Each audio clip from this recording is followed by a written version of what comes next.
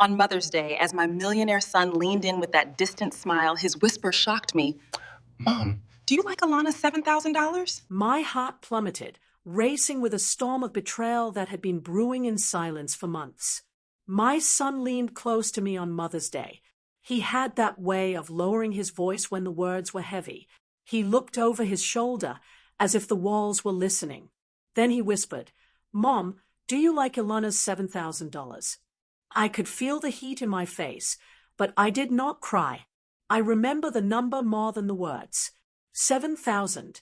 It sounded like the weight of coins stacked by a child's bed. I remember the smell of fresh lilies on the table and the sound of my grandchildren laughing down the hall. I remember how the sun fell across the counter, making little rivers of light on the marble. I smiled at my son because that was what I knew how to do. He was watching me the way he used to watch me when he was small, hoping he had done the right thing. It is a strange thing, watching your child turn into the person who can change your whole life with one sentence. My hand found the edge of the counter. It was cold. My heart was warm and aching at the same time. "Do you like Elana's $7,000? He asked again, softer, as if he could press the words into my skin like a blessing. I nodded and said, "It's generous." I said it with a steady voice. Inside, I heard a door close, very gently. The kind of door that closes when you are trying not to wake anyone. I want to tell you what came before that whisper and what came after. I want to tell you how birthdays and bedrooms and kitchen drawers can hold whole lives inside them. I want to tell you how a number can become a bridge and a wound at the same time. If I sound calm, it is because I have had time to be calm. If I sound tender, it is because love is still here, even where the hurt was. I was not born to marble counters. I was born to a small kitchen with a table that wobbled. If you put 2 napkins under one leg, it was fine. My mother did it like that. When my son was 4, he used to push his cereal bowl close to me and say, "We are eating at the wiggly table again." He is a grown man now, and I still think about that wiggly table when I sit at any table that does not move. My husband died when my son was 8. It was a season of long walks to the bus stop and longer nights with the sink full of dishes. We did not have soft music in the background then. We had the radio, and sometimes the radio did not work. I found part-time at the diner. After, I sat at the table and hemmed dresses. Threads on my lap. Pins shining like small stars in a tomato pincushion. My son did his homework right next to my sewing machine. He was a quiet child. He had those dark eyes that ask questions even when the mouth stays closed. I used to tell him, "Ask your questions." He used to say, "Will it make it easier if I ask?" I told him it would make it easier on me. He laughed the first time he understood that joke. He grew. He walked ahead of me on the sidewalk. He learned how to tie his tie in a mirror that did not have a frame. He went to a good school because he worked for it. He learned about computers and business. I did not understand much of it. I understood his joy. He called me the first time he made a product that people wanted. "Mom," he said, "they bought it." And I said, "Of course they did." When he brought Elana home to meet me, I thought she smelled like gardenias. She had a softness to her face that made you want to be kind. She took my hand and said, "I am so glad to finally meet you." I believed her. She sat on my couch and folded one leg under the other. She listened. My son watched the two of us as if he was holding a glass bowl that might break. It did not break. We were careful with each other. I sewed her wedding veil myself. I kept the stitches small and close. Elana cried when she tried it on. "You made this?" she asked. I nodded. "With my old machine in these hands," I said.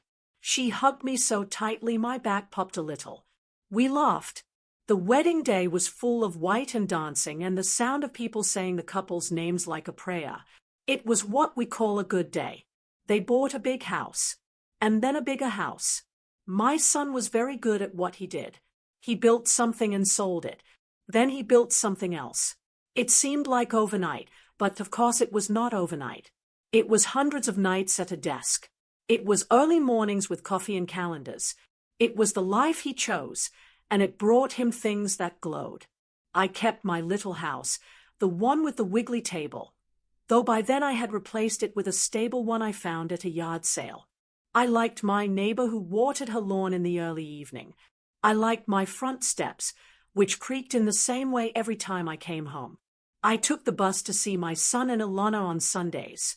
I brought food in glass dishes with plastic lids that never matched, and Elana smiled and made room in the fridge. The first time Elana called me Mom, I let myself cry a little after she left the room. It was not a big cry. It was a quiet one. I was not replacing anything, and no one was being replaced. It was just a word that felt like warm hands on my shoulders.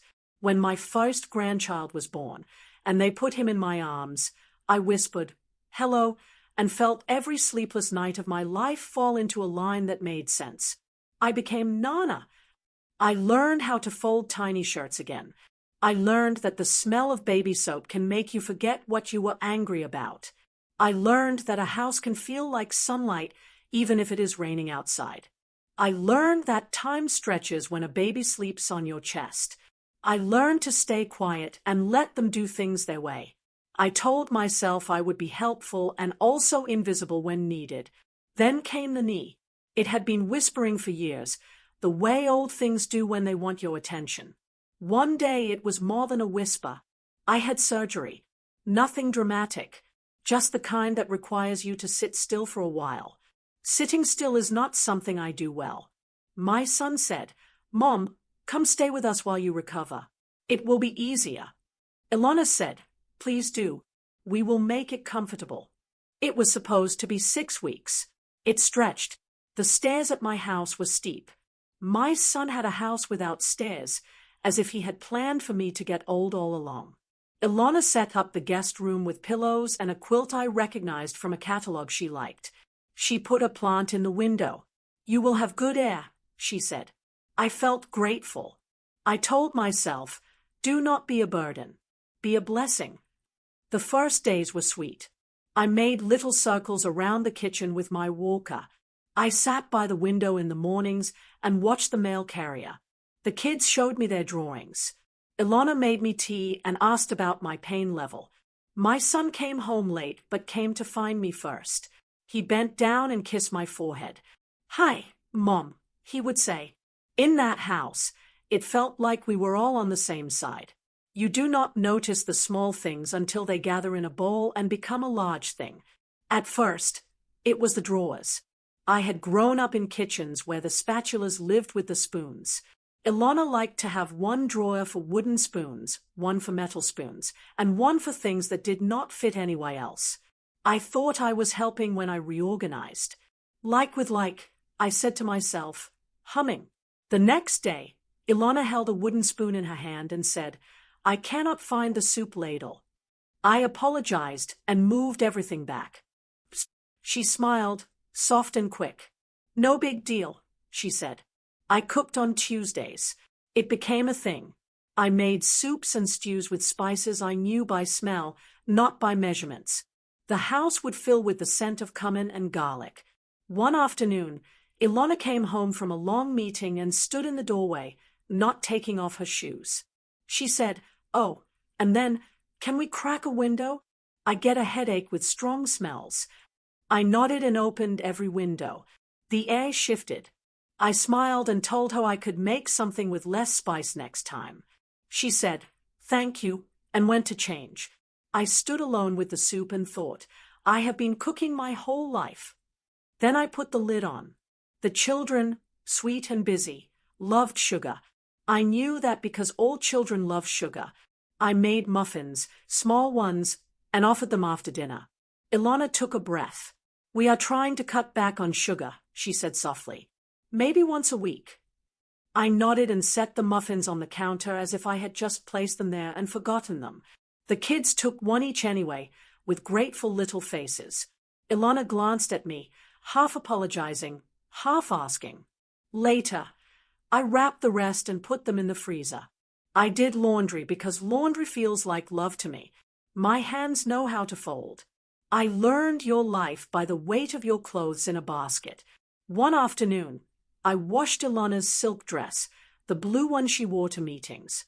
I thought I was being careful, but silk is a word that asks for expert hands, not old tired ones. The dress came out soft but different. I held it up to the light and swallowed. Elana found me in the hallway. She touched the dress and said, "Oh, very small." Then she added, "It's okay. I should have told you to leave the delicate stuff. I will handle it." I offered to replace it. She shook her head. We both smiled, and it was a smile with a small ache inside. At night, I could hear them sometimes, not loud, just two people talking in the voice married people use. I did not listen, but the house is a house, and houses hold sound. I heard my son say, "I know, I know." I heard Elana say, "I need us back." I heard silence after that. I stared at the ceiling and counted the tiny dots on the plaster. I told myself to breathe. I tried to be smaller. I ate in the kitchen sometimes, standing by the counter, even when there was room at the table. I told Elana she did not need to make me tea if she was busy. I put my shoes neatly by the door. I kept my walker folded when I could. I asked before picking up the baby. I asked if they wanted me to schedule the kids' dentist appointments. "We have it," Elana said with a kind smile. "Thank you, though." My sister called from across the country. "Do you need to come here?" she asked. "We have a guest room. It is not fancy, but the window faces the river." I said no. I said I was fine. I said my son wanted me there. I said Elana wanted me there. All of that was true. And there was also another truth, the one that lives in the quiet after the dishes are done. The house did not feel like my house, but it was not supposed to. It was their house.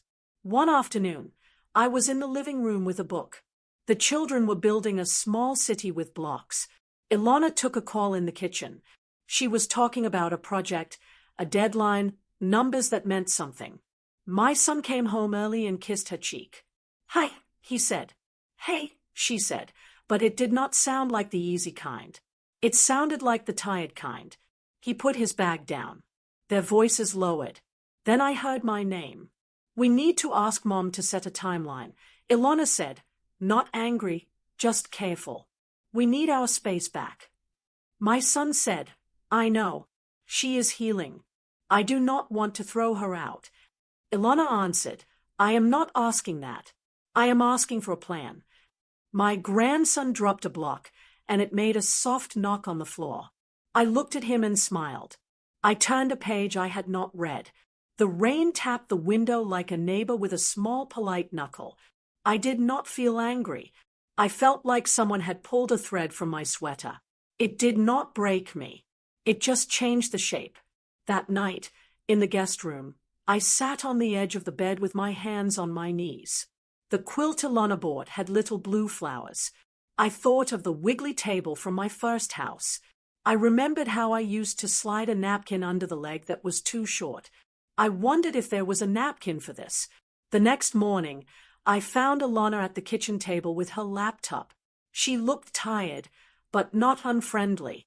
I made 2 cups of tea, one for her, one for me. I sat down softly and asked, "Do you have a minute?" She closed the laptop. "Of course," she said. We were 2 women in a kitchen. We had both been busy loving the same people. We were not enemies.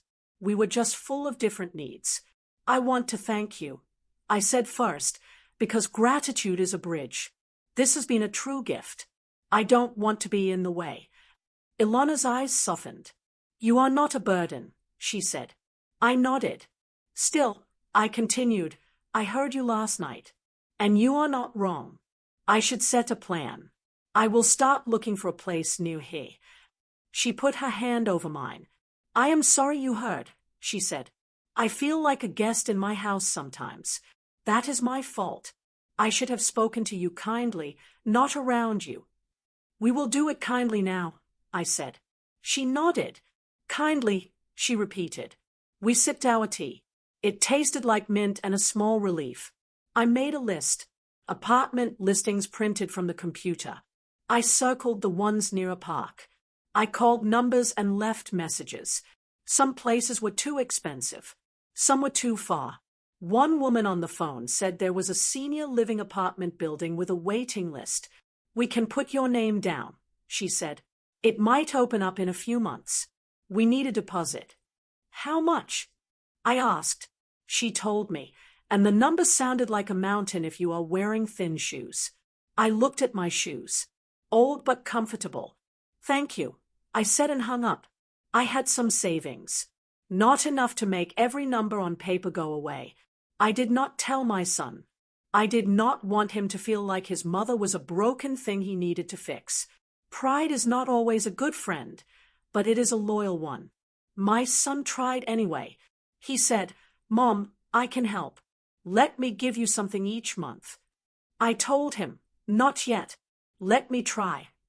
He looked like he did when he was 7, trying to carry 2 bags of groceries at once. He wanted to help. He did not want to hurt. I could see that. I could see the tug-of-war inside him, between his wife and his mother, and the center of the rope was his own heart. I kept trying. I visited a small apartment near a community garden. The manager had kind eyes and a little dog that followed her around the office. The apartment had a window that looked at a maple tree. I liked the way the branches moved, like slow hands. It smelled like paint and old wood. There was a crack along the baseboard, nothing dramatic. A small reminder that everything breaks a little over time. The number was too high. I thanked the manager and left. It was raining when I reached the bus stop. The bus took too long. I stood under my umbrella and watched cars go by, all warm and full of people going somewhere. I thought of my son at his office. I thought of Elana at her meeting. I thought of my grandchildren at school, with their small hands and their crayons. I came home and cooked anyway, even though it was not Tuesday. I made something simple. Elana came in and said, "It smells nice," and I smiled. We called the kids to the table. My son arrived late and kissed the tops of their heads. He sat and looked at me. "How are you?" he asked. I said I was fine. We ate. We talked about nothing big. It was a nice meal, normal and quiet. After dinner, I washed the dishes, and Elana stood next to me, drying the plates. "We are having everyone over on Sunday for Mother's Day," she said. "Just us, your sister on FaceTime, maybe some neighbors. We thought you might like that." I nodded. "I would," I said. "Thank you." She smiled. "We want to celebrate you," she said. I believed her. On Mother's Day, the house was full of the sweet noise of planning. The children had made cards, heavy with glue and shiny with dried glitter. Elana set the table with her good plates. My son put ice in glasses with the intention of a man who wants this day to be perfect. I watched him move from room to room, giving small instructions, rubbing the back of his neck. He looked like his father when he was trying to fix a leak under the sink. My sister called and we put the phone on the table so she could be part of it all. She watched us through the screen and made small jokes about how tall the children were getting. I held the phone up to the lilies. She said, "Beautiful," and I knew she meant the flowers and also the sight of all of us in one room. We ate. We took pictures next to the window. The children climbed into my lap, and their knees pressed into my legs with the kind of weight that hurts in a good way. Elana brought out cake with white frosting that shone like a lake in the sun. She smiled at me, a little shy, a little proud. "We got your favorite," she said. "Vanilla with strawberries." I laughed and said, "You know me." After the dishes were done, after the children had run down the hall to find a missing stuffed elephant, after Elana disappeared for a moment into the bedroom to bring out a sweater, my son leaned against the counter next to me. He was close enough that I could see the small scar under his chin where he fell off his bike as a child. He put his hand on the counter, a few inches from mine, and did not look at me right away. "Mom," he said, and my name in his mouth sounded like a small apology. "Mom," he repeated. Then, slowly, like he was removing a bandage, he whispered, "Do you like Elana's $7,000? I looked at the counter and then at him. His eyes were not hard. They were not empty. They were full of hope and fear. He took a folded envelope from his back pocket and set it near the fruit bowl. Elana put this together, he said gently. It's for your place, for the deposit, for a few months. We want you to be comfortable. We want you to be close by, but we want you to have your own space. I did not cry. I thought of how often I had told my son about money when he was little, how we counted quarters for laundry and how we rolled them in paper tubes and took them to the bank. How we said, this is for rent, this is for food, this is for clothes, this is for the light. I thought of all the times he saw me choose simple over fancy without saying a word about it being a choice. I picked up the envelope. It was not heavy. If you've made it this far, you're one of the few people who truly listens deeply. I'd love to know which idea so far has made you stop and think the most. Leave a thought below, and I'll feature one in the next episode. It felt like a letter. It felt like something with edges. I smiled. I surprised myself by smiling. I put my other hand on my son's, the one resting on the counter. It is generous, I said. My voice sounded like someone else's for a second. It sounded like a wiser version of me. Then it was my voice again. Thank you, I added. He exhaled like someone who had been holding his breath under deep water. He nodded. I did not want to. He stopped. His mouth made a shape, then closed. We just want you happy. He looked toward the hallway, where Elana was laughing softly with the children. I looked too. I told myself that love comes in many languages. Money is one of them. It is not my favorite one, but it is a language. I took the envelope to the guest room. I put it on the quilt. I sat on the bed and watched the light on the wall slowly move as the afternoon shifted. I did not open it right away. I touched the corner of it with my finger. I thought about the number again. 7,000. I thought about a young Elana saving small amounts here and there, maybe when she skipped a dress or canceled a trip she did not really want to take. I thought about her making a plan and calling it kindness. I thought about how two kinds of kindness can look like the same thing and feel different. I opened the envelope. There was a check. Elana's name on the top, her careful handwriting on the line. It said for deposit and first months. In the note, no exclamation point. Calm handwriting. I folded it back. I stood up. I opened the window a little. I listened to the afternoon inside the house and the city outside it. I put the envelope in the drawer with my socks. At dinner, I was myself. I passed the salt. I laughed at my grandson's joke about a dinosaur who ate a whole garden. I told my granddaughter that her braids looked like perfect ropes. I hugged Elana when she said, "Happy Mother's Day," again as if we had not already said it. I said it back. I said it to her like I meant it, because I did. She is a mother. She loves my son and their children. She is trying. I am trying too. And when I went back to the guest room, I took out a small notebook from my bag.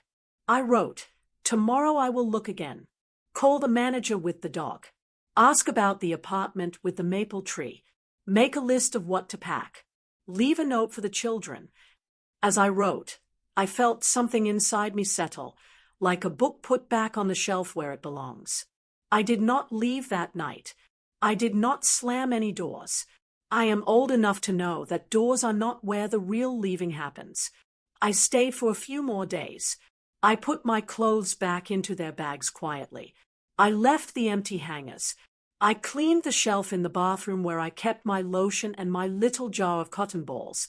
I took the jar with me, even though I do not know why. It was mine. It held small white circles like tiny moons. I put 2 sealed envelopes on the kitchen table for the children. Each had their name on it with a heart. Inside, I put a small note. "Nana loves you. I am close by. I will be at the park on Saturdays. Bring your drawings." I did not say why I was leaving. They would know in their own time. Children know the truth before we think they do. They are made of truth and wishes. Elana saw the notes and touched them with her fingertips. "You do not have to go so quickly," she said.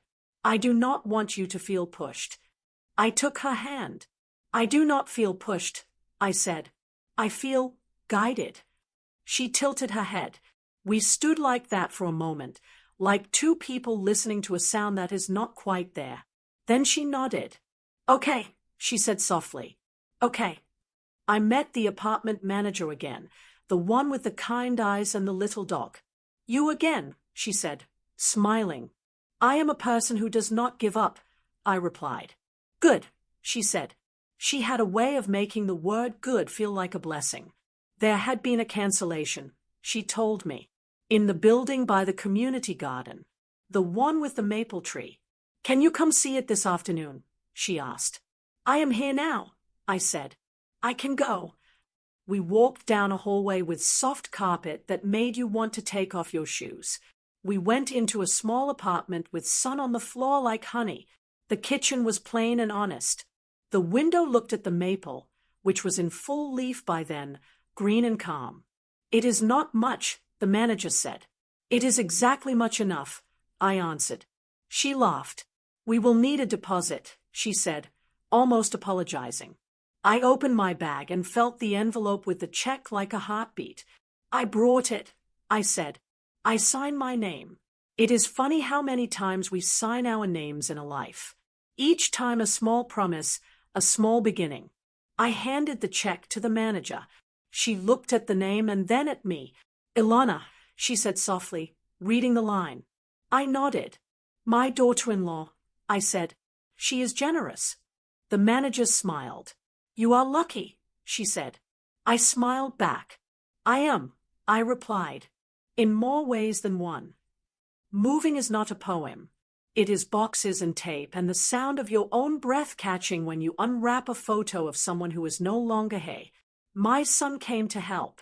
He lifted the boxes like they were filled with feathers, but his face said they were heavy. He did not talk much. I did not either. We worked. Sometimes working is the best way to love someone when words are too sharp. When he brought the last box into my new kitchen, he set it down and looked at the maple tree through the window. It is nice here, he said. It is, I said. He leaned against the counter and let out a breath that had a whole year inside it. Mom, he said, and that word again felt like warm water. I am sorry for how it sounded. On Mother's Day. I could have said it better. I touched his sleeve. You were trying to be kind, I said. He nodded. Yes, he said, then added, and I was trying to make it neat. Life is not neat. We both laughed a little.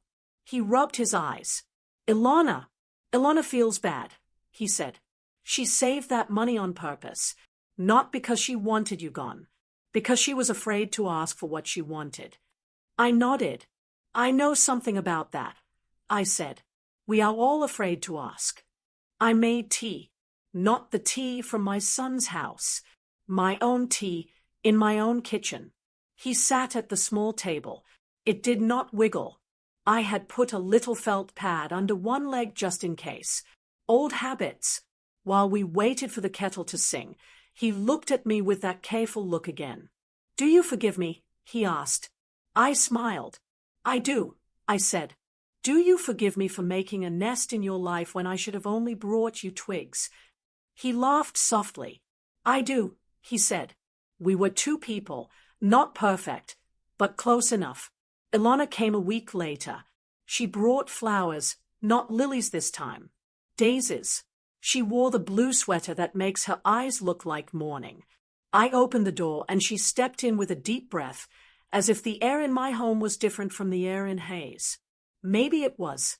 Home air holds your name differently. It says it back to you when you inhale. She stood in the middle of the kitchen and looked at the maple tree. It suits you, she said. Thank you, I answered. We touched hands, and that was more than a handshake and softer than a hug. We made tea. We sat at the small table and watched the steam rise like a soft curtain between us and then fade. I am sorry, she said first. I am sorry for speaking around you. I am sorry for letting money talk when I should have used my own voice. I am sorry I did not tell you that I felt small in my own kitchen. I listened and held my cup. I am sorry, I said. I am sorry I moved your spoons. I am sorry I washed your dress. I am sorry I fed the kids sugar after you said no. I am sorry I treated your home like it was my own. I forgot that leaving room is a different kind of love. We sat like that, with the quiet in the room as if it had paid for a ticket to sit with us. Then Elana laughed a little. And I did too. We are both people who say sorry very well, she said. Let us practice saying thank you, I replied. She smiled. Thank you, she said. Thank you for raising him, she added, her voice very soft. That one made my throat ache in the sweetest way. The children came that weekend. They brought me a plant in a small pot. It is basil, my grandson said, proud. You can put it in your pasta. My granddaughter asked if she could draw me a sign for my door that said Nana's house. I said yes. She drew it with a purple marker and put a heart in the corner. I stuck it to my door with tape that might peel the paint someday. I did not care. It was my door. It had my name. At night, in my small apartment with my own breathing in the dark, I thought about the envelope and the whisper. I thought about how my son's face looked when he asked me the question he had been practicing in his mind. I thought about the way I chose to smile instead of cry. I am not sure I would have done it that way when I was younger. Age makes you careful with other people's hearts. You learn where the thin places are. I am telling you this now because not everything that hurts is a wound that never heals. Some hurts are invitations. They ask you to change the size of your life. They ask you to find a new way of being inside an old pattern. I had been a mother who saved and stretched and reached without asking. I am now a mother who also steps back. It is a different muscle. It needs practice. The first full morning in my new place, I woke before the alarm. The room felt like a page waiting for ink. I sat up and listened. The building hummed like a quiet, kind animal. The maple framed the window. Its leaves floated a little in the early breeze.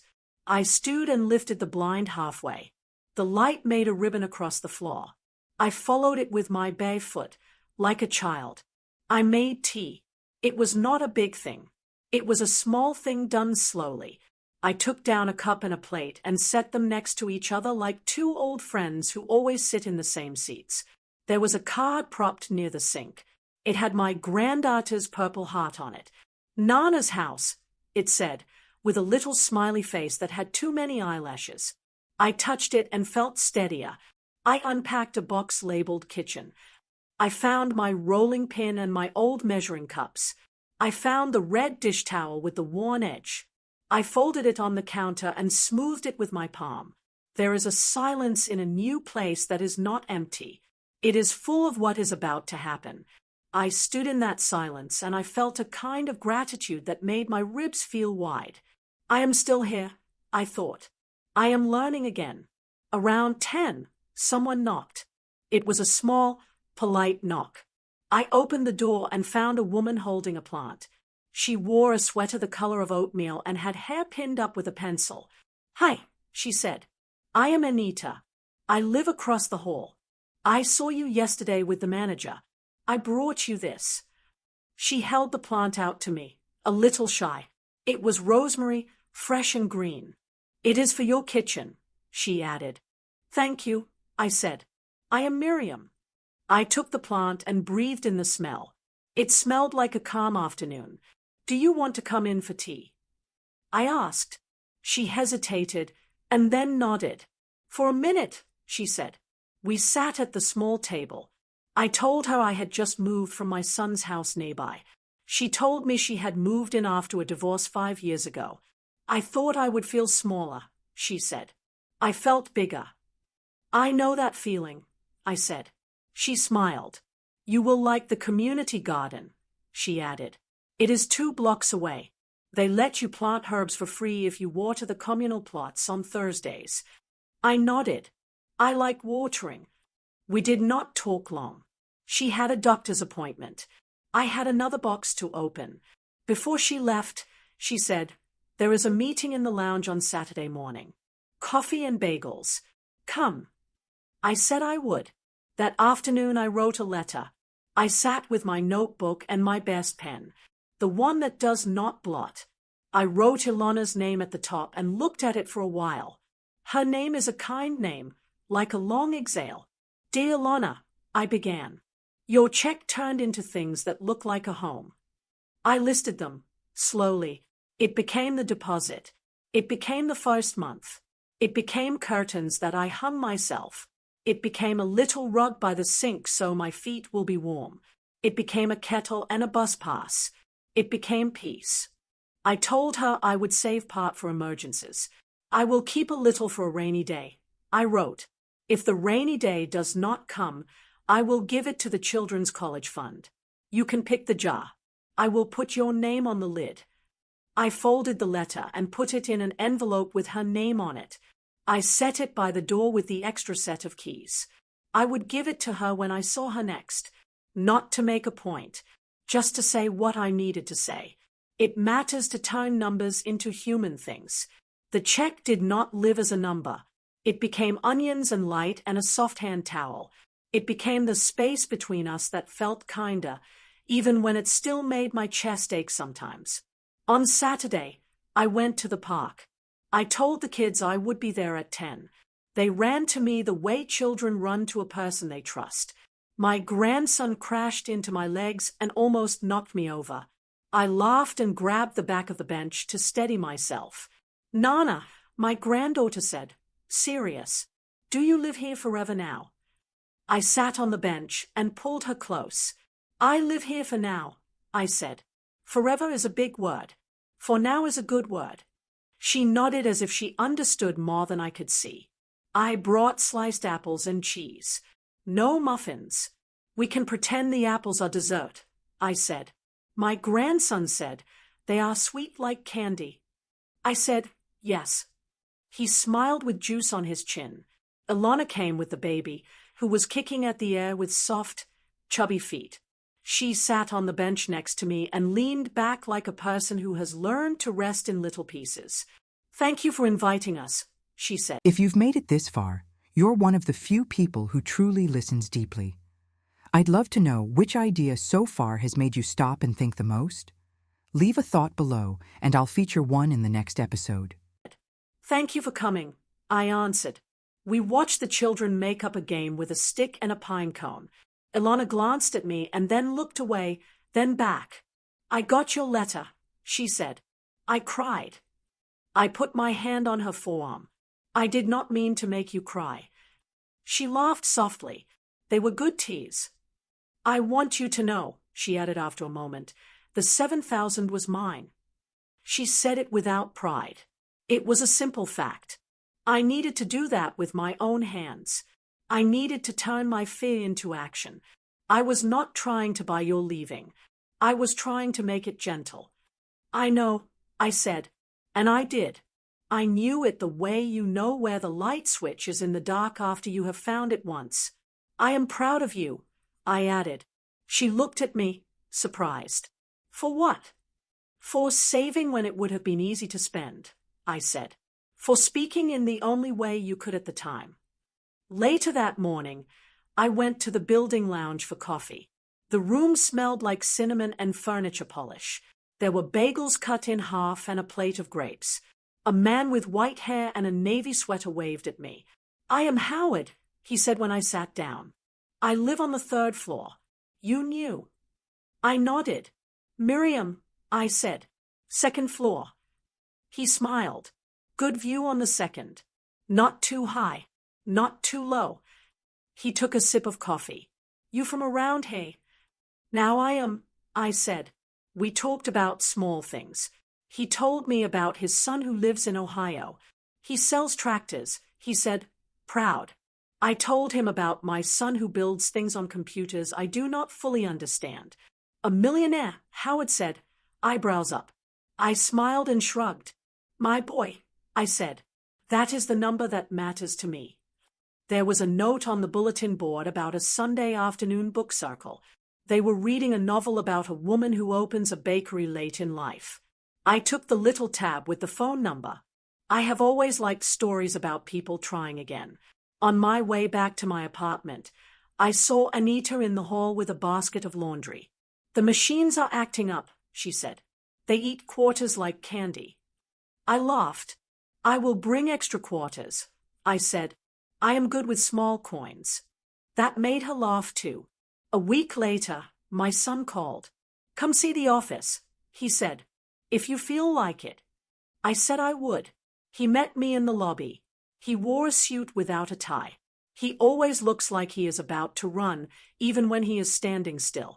He showed me the conference room with the long table that looked like it could float. He showed me the kitchen with the espresso machine that hissed like a polite cat.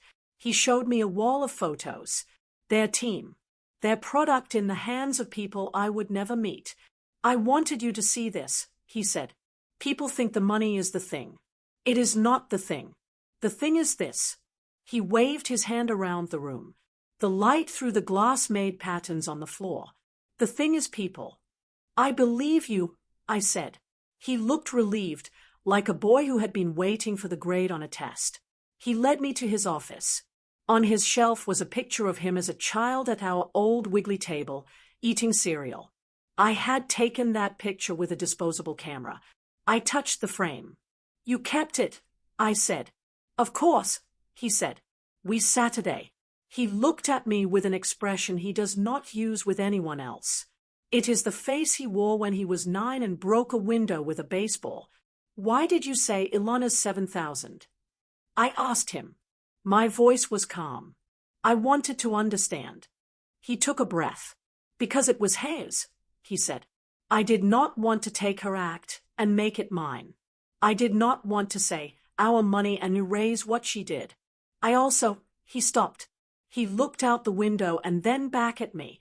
I also thought it would be easier for you to be angry at her than at me. I nodded. That was honest. Were you afraid I would not forgive you? I asked. A little, he said. I kept seeing you washing dishes in that old sink. I kept seeing the envelope next to the fruit bowl. It felt like a scene I could not get right. I put my hand on his. We got it right enough, I said. On the way home, I stopped at a small store with a blue awning. It sold simple things. I bought a tablecloth with small red cherries on it. I bought a glass jar with a lid that clicked. I put a label on the jar when I got home. Nana Saturdays, I wrote. I dropped the first $5 bill into it and listened to the soft thud. I called Elana. Would you let me cook you lunch? I asked. Just you. No fuss. She said yes like someone who had been waiting to say yes. I finish at 1 on Thursday, she said. I can be there at 1:30. 1:30, I repeated, writing it down as if it were a doctor's appointment. On Thursday, I made soup without too much spice. I made a salad with lemon and olive oil. I sliced bread and warmed it in the oven so the crust would be a little crisp. I put the tablecloth with the red cherries on the table and a daisy in a small glass. Elana arrived on time. She took off her shoes and put them neatly by the door. It smells nice, she said. Not too much. I asked. Just right, she said with a little smile. We Saturday. We ate. We talked about small things at first. Her project. My rosemary and basil. Then I reached under the table and lifted a small gift bag. For you, I said. She looked surprised. She opened the bag and took out a pale blue scarf. It is silk, I said. Dry clean only. We both laughed. I wanted you to have something delicate that I will never wash, I added. A promise, she said. A gentle joke, I answered. She held the scarf up to her neck. It made her eyes even more like morning. Before she left, I opened a small box. I bought something for your kitchen, I said. She raised her eyebrows in a friendly warning. We both smiled at the joke in the air. May I give it to you? I asked. Only if it is something we choose together, she said. It is. I showed her a set of adjustable drawer dividers. For whatever you want where you want it, I said. If you do not want them, I will keep them for my own drawer. She ran her hand over the wood. We will use them, she said. Together. It was a small thing. It was not small at all. The next week, there was a school show.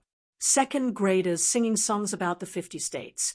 The kind of event that sounds like chaos and feels like magic. I met Elana near the door. She saved me a seat.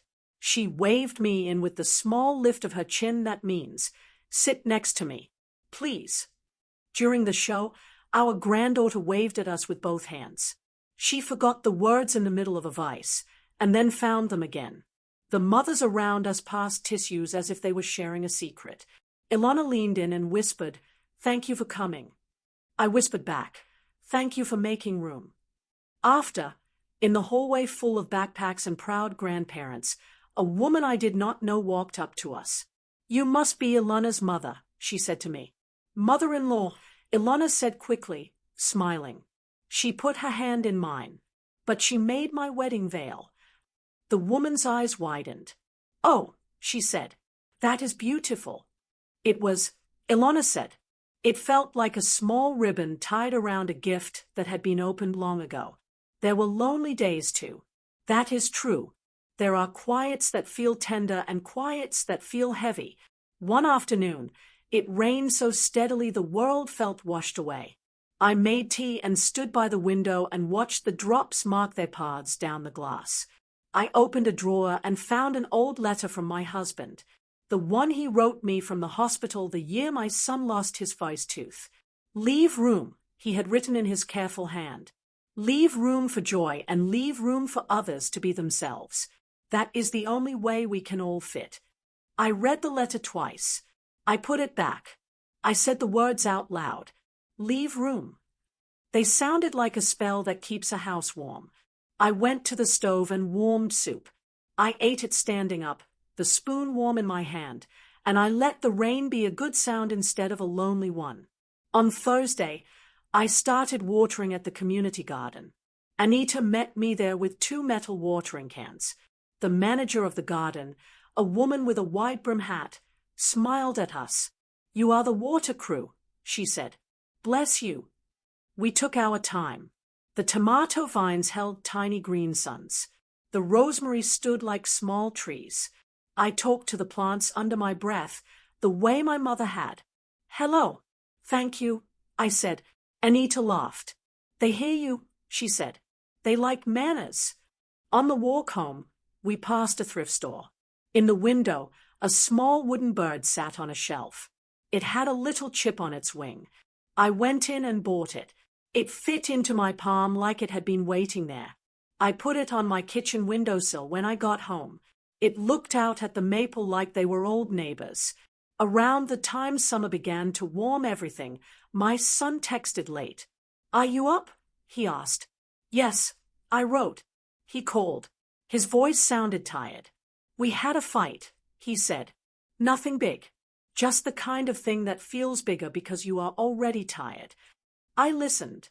He told me about the dishwasher, about who does what, about the way small things are not small after you stack them. He told me he felt like he was always fixing and never resting. He told me he wanted to do better. When he was done, I said, "Do not fix right now. Rest. Sleep makes small things small enough. In the morning, say, 'I am sorry.' Then listen. Then ask what she needs. Then tell her what you need. Money is not the tool for this one." He laughed, a little, into the phone. "Got it," he said. "No checks. Just words," I said. "Words are better currency sometimes." We had dinners together that summer in a new way, sometimes at their house, sometimes at mine, sometimes at the park with a blanket and a little cooler. When we ate at my place, I kept a small basket of toys by the couch, the kind that do not make noise. I cooked simple. I opened windows. I used herbs from the garden. I made lemon bars once, but I cut them small, and we ate them on the balcony after dinner. Elana took one and said, "Once a week." We smiled at each other over the tops of our plates. It felt like a rule we made together, not a rule one of us gave the other. One evening, after the dishes were washed and the children were in pajamas, Elana stood on my balcony and looked at the maple. "I am learning," she said quietly. "I am learning that being a wife and a mother and a daughter-in-law is like a dance with 3 songs playing at once." I stood next to her. "We can help each other find the rhythm," I said. She nodded. We can. I walked to the dry cleaner with the blue scarf one day to have it pressed. The woman at the counter smiled at me. Such a pretty color, she said. I said, it is my daughter-in-law's. The woman nodded. Important to care for what belongs to others, she said. It teaches your hands how to be careful. I met Elana for coffee on her lunch break after that. I gave her the scarf in the clear plastic. I wanted to make sure it stays beautiful, I said. It does, she said, touching the smoothness. Thank you for this kind of careful. We talked about their summer plans. A week at the beach. A few days at a cabin. Come for a day, she said. To the beach. We can make sand muffins. We both laughed aloud. Only once a week, I joked. On a Tuesday, she added. We will call it dessert day. In August, Ilana's mother came to visit. We had not had much time together before. Her name is Ruth. She has the kind of laugh that makes the dog across the street wag its tail. She came to my apartment first, with a tin of cookies and a hug that lifted my ribs. We are the mothers, she said, like a toast. We are, I said. We sat at my table and opened our recipe boxes. We traded cards like we were 12. I gave her my chicken soup recipe with the note that says, do not rush the onions. She gave me her apple cake recipe with the note that says, let it rest. We went to the park together with the children. We watched them build a castle with sand and twigs. Ruth put her hand on mine. We can be on the same team, she said. I said, we already are. One Saturday, I found a small desk at the thrift store. It had a drawer that stuck a little and a scratch in the shape of a crescent moon. I bought it and asked a young man to help me carry it up the stairs. He smiled and said, you got it. I put the desk by the window. It became my letter desk. I placed the little wooden bird on the corner. I put a jar of pens on it. I wrote notes there. Thank you notes. Little reminders. A letter to my sister with a pressed maple leaf tucked into the fold. Sometimes I wrote to my husband. I started with D. Jacob and told him about the maple, about Anita, about the check. I told him I think he would like Elana. She is careful and brave, I wrote. She speaks quietly and strong. She saved up kindness and then spent it all at once. In September, school started again. Backpacks looked too big on small shoulders. The air changed. The maple began to think about turning. I watched the first leaf decide to fall. It was a small thing. It felt like a bell ringing inside me. I began to walk without the cane. My knee was still a little stiff when it rained, but it held me. I held it, too. I thanked it for getting me hay. Bodies like to be thanked. I learned that late. On a wet day, I took the bus to the museum with my grandson. We stood in front of a painting that was mostly blue. What do you see? I asked. He said, a lake and a sky and someone thinking. I nodded. Yes, I said. That is what I see too. There were nights when my son worked late, and then later still. He called once from the parking lot, his voice low.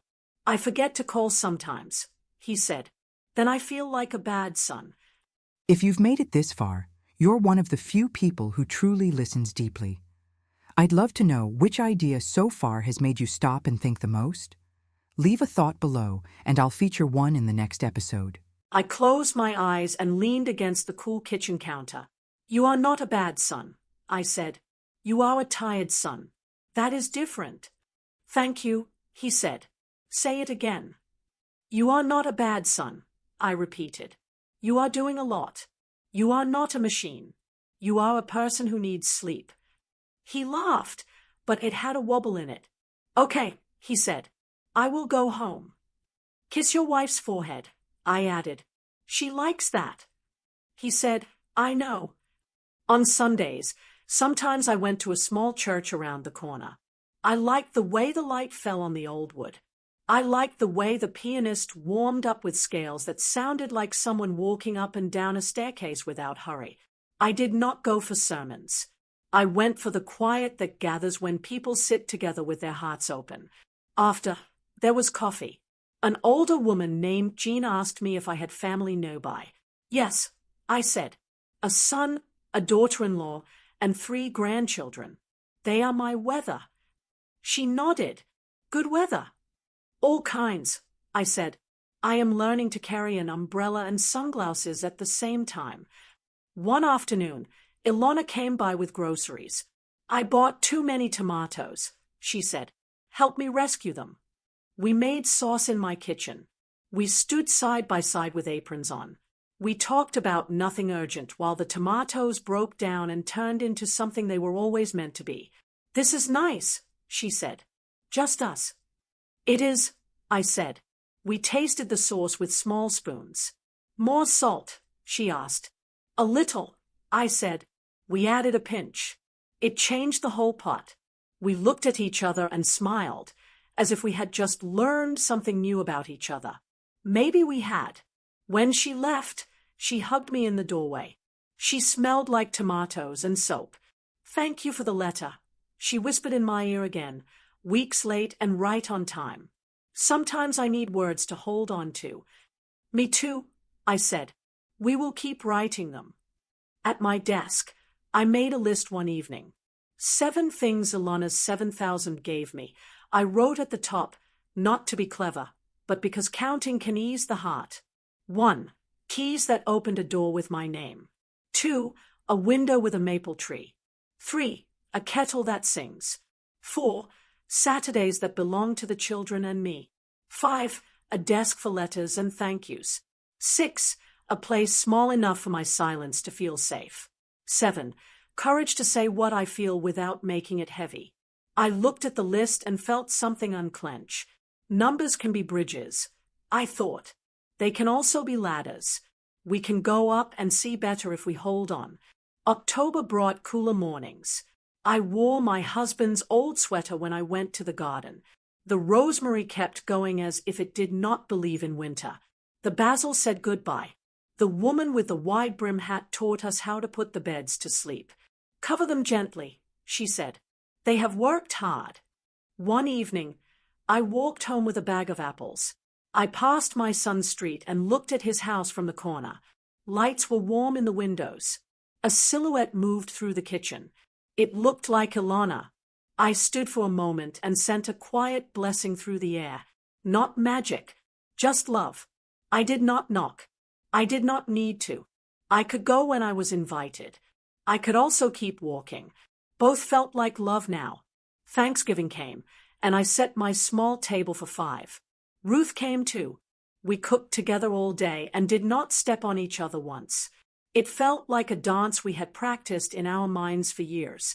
I made the stuffing. Elana made the green beans with almonds because she likes the snap. My son carved the turkey and did not bleed even a little. The children made place cards with our names written half straight. Nana. My grandson spelled, slow and careful. Nana.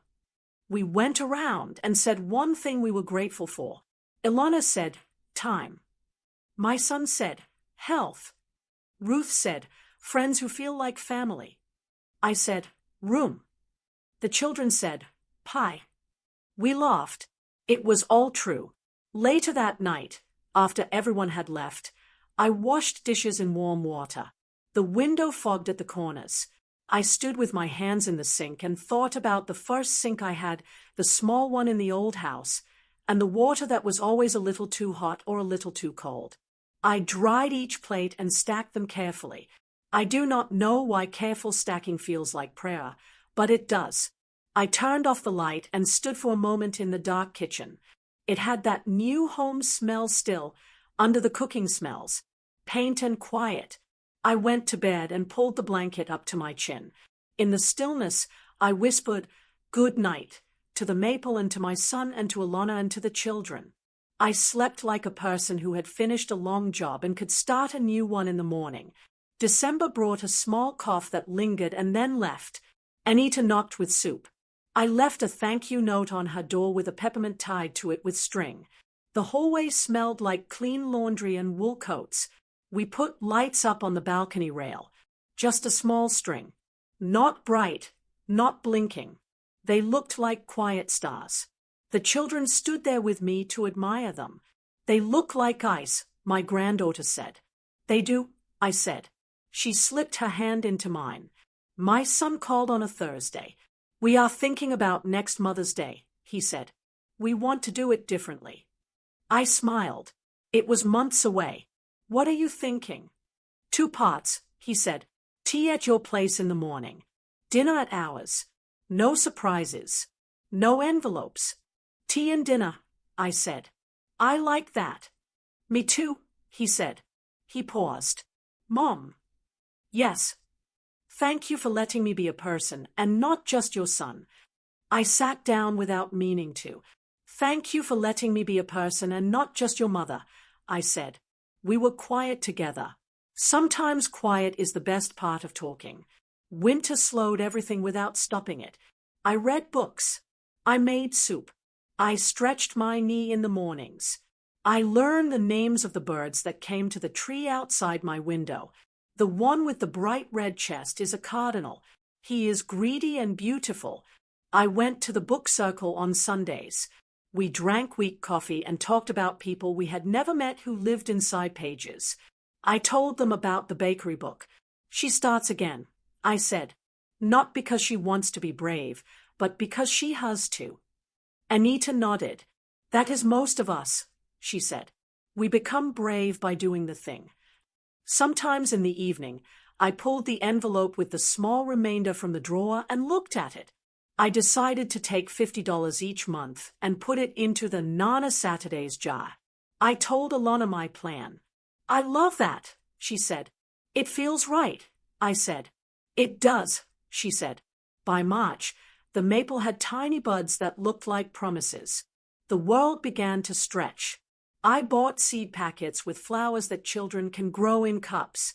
We planted them on my balcony, dote on small fingers, water dripping on our shoes. Elana and I made a list together of things we would do in the summer. Picnic at the lake, she said. Yes, I said. Make jam, I said. Yes, she said. Teach the children to sew on a button, I said. I will join, she said. We both laughed. We can call it Fix-It Day, she added. We can. One afternoon, she rang my bell and stood there with a shy expression. Will you help me hem a skirt? She asked. I have a meeting on Friday. I want it to hit just right. I nodded and took out my old pincushion. The pins still shone like small stars. Stand on the stool, I said. Slow and steady. We worked together like we were learning a language that only we could hear. The rhythm of pin and measure and fold. The quiet of concentration. The little jokes. I promise not to wash it, I said softly. She smiled without looking down. I trust you, she replied. When the hem was done, she put on the skirt and turned in the mirror. It looked right. It looked like a path that ended where it should. She hugged me. Thank you, she said. You are welcome, I answered. I felt a warmth in my chest that had the size of forgiveness. As the next Mother's Day approached, I wrote 2 cards. One for Elana, one for Ruth. I wrote, thank you for sharing your children with me, on both. I wrote, thank you for sharing your kitchen with me, on Elana's. I wrote, thank you for sharing your laugh with me, on Ruth's. I sealed them and tied a little ribbon around each. I also wrote one for my son. Thank you for asking hard things softly, I wrote.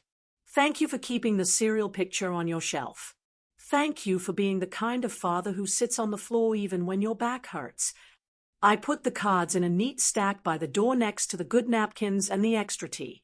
I moved the small vase to the center of the table and waited for the day to come. It felt different this time. It felt like a story I knew the ending to, but still wanted to hear. On Mother's Day morning, they came. Elana with daisies again, simple and bright. My son with a paper bag that smelled like fresh bagels. The children with their whole hearts leading their feet. Nana, Nana, they said, as if the name was a song. We had tea. We had bagels. We had honey and butter and jam. We sat close. We did not talk about last year. We did not need to. It was part of us in the way old stories are part of us. They live in the walls and make the house stronger. My son helped the children set the table with the good napkins. Elana opened the window a little. For the tea steam, she said. We both smiled. The kettle sighed. The maple outside shook its leaves like hands when a prayer ends and the walk begins. That afternoon, after they left for a while to get ready for dinner at their house, I cleared the table and stood in the quiet. I thought about the sentence that began all this in a way. Do you like Elana's 7,000? I said it out loud and did not feel hurt. I felt a roundness, like a stone that has been in the river a long time and is smooth now. I washed the cups and placed them to drip dry. The light moved across the floor. I sat at my small desk and wrote a few lines so I would remember this day. We grew new rooms. I wrote. We learned the difference between leaving and letting go. I closed the notebook and placed my pen on top. I put on my jacket and went to catch the bus for dinner. The maple watched me go. Its new leaves made a sound like 1,000 small hands clapping slowly. If you've made it this far, you're one of the few people who truly listens deeply. I'd love to know which idea so far has made you stop and think the most. Leave a thought below, and I'll feature one in the next episode. Slowly, soft and sure. Their house felt different that night, and so did I. The table was set with simple plates and a linen runner. The children placed their cards at each setting with the care of little waiters. Elana moved through the kitchen with steady ease. She placed a bowl in the center and looked up at me. We tried your chicken soup, she said softly. We let the onions take their time. I smiled. That is the secret. My son poured water and glanced at me like he was checking a compass. I nodded back like a person who knows where she is. It was dinner, not a test. It was a day that did not need to be saved or fixed. It just needed to be held. We went around and said one small joy from the day. My grandson said, bagels. My granddaughter said, new crayons. Elana said, tea. My son said, Mom at our table. I said, all of us here. After we ate, the children brought a box from the hall closet. Inside were photos from years ago. The wiggly table. A birthday cake with too many candles. A picture of my son with a gap in his teeth and a bowl cut that was brave for its time. We spread the photos on the table like a quiet map. Elana touched my wedding veil, folded in a plastic sleeve. You kept it, I said, surprised. She nodded. I keep what matters. My son opened a new frame. He slid in a photo of all of us from that morning at my apartment. The daisies, the kettle, the maple behind us like green lace. He placed it on the shelf near the door. So we see it every time we come home, he said. His voice had that soft pride that makes a mother's chest feel full. So we remember, he added, we are the kind who learn. Elana put her hand on his back, the quiet way married people reach for each other when they are on the same team. I stood there and felt something finish inside me. Not the love, the hurt. It set itself down and went to sleep. On the bus home, I watched the city pass by like a slow river. I thought about doors, how they are not just for leaving, they are also for arriving. I held the strap and swayed with the turns, an old woman with strong feet and soft eyes. I let myself think about the envelope for the last time as a problem. Then I thought about it as a gift. Then I let it be a simple object that helped me cross a bridge. Not a story I had to carry like a heavy bag. When I walked into my apartment, the quiet greeted me like a friend. I put my jacket on the chair. I stood in the kitchen and placed my hand on the counter, the way I had at my son's house the day he whispered to me. The counter was warm now. Mine. I made a new list at my desk. Ways to make room. I wrote at the top. Ask first. Listen longer. Offer gently. Accept help. Say thank you by name. Leave when it is time. Return when invited. I underlined ask first. I took $5 from the envelope and put it in the Nana Saturdays jar. It made a soft sound. A promise sound. I planned a trip to the children's theater for next month. I called Elana to check if it was a good day. It is, she said. They will love it. I could hear the baby cooing in the background. Do you need anything? I asked. We are good, she said. Then, after a small pause, but I would like tea next Tuesday. Just us. Yes, I said. Tuesday is for tea. A week later, the building had a small leak. Nothing dramatic, just a slow, steady drip in the hallway outside my door. Anita knocked to check on me. You dry? She asked. Dry, I said. We put a towel under the drip and called the manager. While we waited, I brewed 2 cups. We are becoming a tea house, I joked. Anita smiled. It is the right kind of power, she said, lifting her cup. Tea and towels. We talked about simple fixes. We talked about the maple and the coming spring. When the manager came, my son arrived too. He had been nearby and saw my missed call. He looked at the drip, laughed softly, and said, I am good with buckets. He set one under the leak and crouched to check the baseboard. It reminded me of his father, the way he would brace himself against the old pipes under our sink, his brow furrowed with the same serious care. It's not coming from inside, my son said, his voice muffled from near the floor. It's the pipe in the wall. It's slow. He stood up and brushed dust from the knees of his expensive trousers. I'll call the manager. I'll wait with you. You don't have to wait, I said. I'm fine. Anita is here. I know, he said. He took out his phone. I want to. We sat at my small table, the bucket making a quiet asterisk plip, plip, asterisk in the hall. It was a sound that could be annoying, but in the quiet with my son, it just sounded like patience. He didn't look at his phone, not after he made the call. He asked about my book circle. I asked about his new project. We were just 2 people in a dry room waiting for a fix. Elana texted him. He showed me the screen. Asterisk, is she okay? Is the leak bad? Asterisk. He texted back. Asterisk, we're fine. Just waiting. I'll be home soon. Asterisk. He put the phone down. She worries, he said. We're a good team, I said. He nodded. Yeah, we are.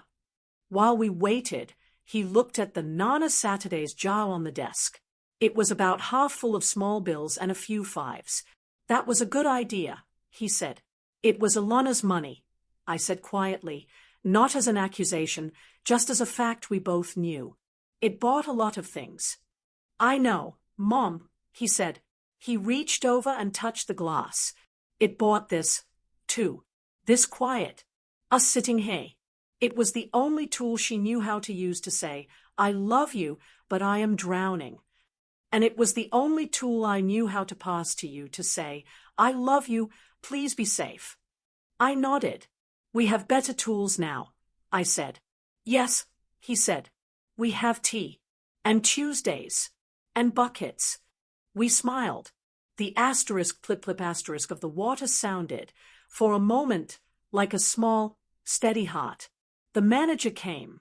The plumber came. The leak was fixed by evening. The wall was patched a few days later. The next morning, I found a new, high-quality bath mat outside my door. Thick and the color of a calm sky. No note. I knew who it was from. I put it in my bathroom. It was soft and steady under my feet. That weekend, I took the children to the theater. We used the money from the jar. My granddaughter sat next to me, her head leaning on my arm, her eyes wide at the stage lights. My grandson whispered questions in my ear. I felt the weight of her head, a small, trusting warmth. I thought about the wiggly table and the marble counter. I thought about the check and the bath mat. I thought about how love is just a long, long story of finding the right way to hold on and the right time to let go. And how sometimes the best tables are the ones you build yourself, even if you have to put a napkin under the leg to make it steady. I watched the show and felt my heart sit still, balanced and quiet, in a house that was all my own. If you agree with me and liked my story, show it by giving this video a like. Let's see how many of us feel the same. I'm curious, what city are you listening from? And what time is it there? Write it in the comments. If you'd like to support my journey, you can send me a small donation. Thank you for listening and sharing your precious time with me. For more life stories like this one, check out the other videos on my channel and subscribe. I've added 2 new stories on the screen that I'm sure you'll enjoy. Click one and start listening now. Love to you all.